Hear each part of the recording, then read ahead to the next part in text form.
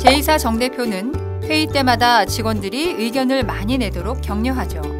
창의성을 10분 발휘해보라고요. 그런데 이렇게 하자 또 다른 문제가 생겼습니다. 아이디어들은 열심히 내는데 온통 중구난방이죠. 이러다 보면 삼천포로 빠지기도 하고요.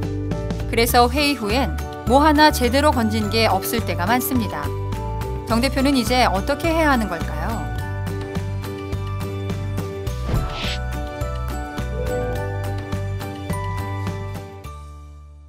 그들의 생각은 어떻게 실현됐을까의 저자 스콧 브레스키는 이렇게 말했습니다. 창의성만으론 아무 일도 일어나지 않았다. 그러나 생각을 조직화하니 모든 것이 달라졌다라고 말이죠.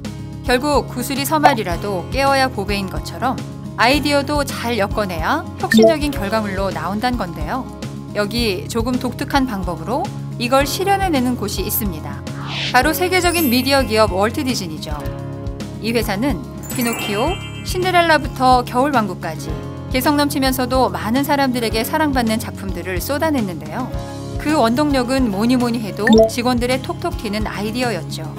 그런데 이 참신한 아이디어를 작품으로 완성해내는 데는 3개의 방이 톡톡한 역할을 했다고 합니다. 도대체 어떤 방들이냐고요? 먼저 직원들은 1호실에 들어갑니다. 여긴 아이디어를 마구 발산하는 방인데요. 이 방에서 직원들은 테이블에 둥글게 둘러앉아 자유롭게 이야기를 나누죠. 브레인스토밍이나 마인드맵 활동 등을 통해 머리에 떠오르는 것들을 그냥 뱉어냅니다. 이때 모두의 머릿속에는 what이라는 단어가 자리 잡죠. 스스로에게 혹은 동료 팀원들에게 우리 뭘 해볼까? 무슨 주제에 도전해볼까와 같은 질문을 던지는데요. 이 방에서만큼은 아무리 터무니없는 소리를 해도 딴지 거는 사람이 없습니다. 오히려 그 뚱딴지 같은 소리에 더 황당한 의견을 덧붙이며 아이디어를 쌓아가죠. 이게 과연 현실적으로 가능한 건지는 일단 제쳐두고요. 이렇게 1호실에서 나온 아이디어들을 가지고 이제 2호실로 향합니다. 여기서 직원들은 how를 논의하죠. 어떻게 각각의 요소들을 합쳐볼까? 어떻게 구체화시켜서 구현할까와 같은 질문이 오갑니다. 가령 거짓말하지 말자는 교훈적인 이야기를 만든다면 1호실에서는 이 이야기를 풀어나가는 데 필요한 수많은 아이디어가 나왔겠죠. 그럼 2호실에서는 이 중에서 주제에 가장 맞는 아이디어들을 추려내는 겁니다. 예를 들어 거짓말한 주인공에게 주는 벌로 얼음으로 만들어버리자, 코나 눈이 커지게 하자와 같은 아이디어를 이어보는 거죠. 여러 아이디어들을 섞어보기도 하고 순서를 뒤바꿔보기도 하면서요. 그리고 끝에 가서는 스토리보드에 사건들을 쭉 나열한 후 등장인물들까지 스케치합니다. 그리고 나면 마지막 3호실로 가죠. 이곳은 쭉 일렬로 앉아 2호실에서 만들어진 이야기를 객관적으로 놓고 보는 방인데요.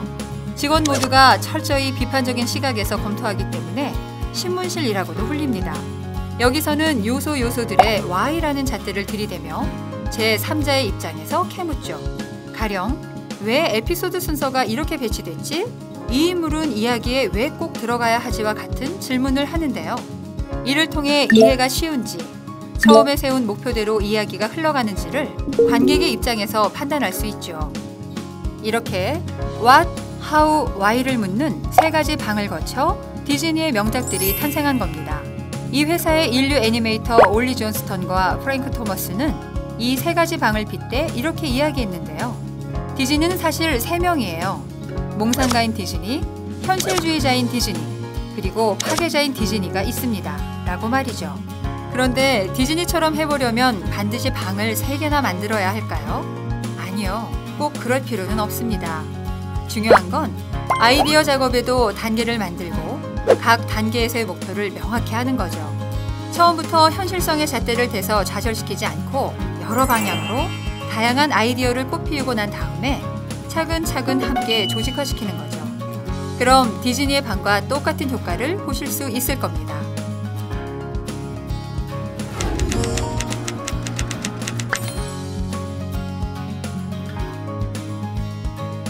지금 당신 회사도 아이디어는 많은데 의미 있는 결과물을 만들어내지 못해 고민이신가요?